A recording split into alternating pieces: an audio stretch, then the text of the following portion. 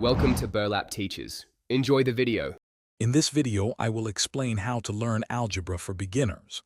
Algebra might seem daunting at first, but it's essentially a way to solve puzzles using numbers and letters.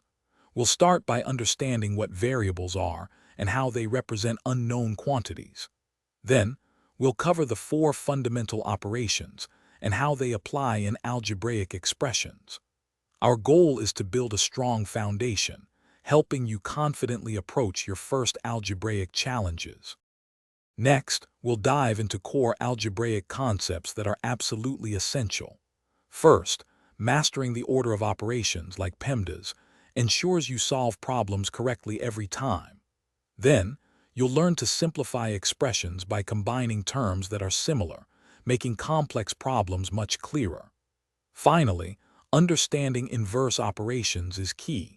It's how you strategically undo operations to find the value of your unknown variable. These steps are foundational for all future algebraic success. Now, let's put those concepts into action by solving equations and tackling real-world problems. We'll work through linear equations, which are fundamental to algebra, learning how to find the value of one or two variables. You'll also discover how to visually represent these equations by graphing them on a coordinate plane. Finally, we'll translate everyday scenarios into algebraic expressions, showing you how algebra provides powerful tools for problem solving in many situations. To truly master algebra, consistent practice and continued learning are vital. We'll briefly touch upon quadratic equations, introducing you to another important type of algebraic problem and common solution methods. The most crucial step is to regularly work through a diverse set of problems. This builds both your skills and your confidence.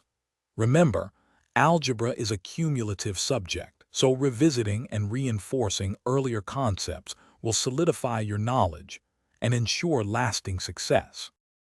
Thanks for watching. Consider subscribing if this video helped you.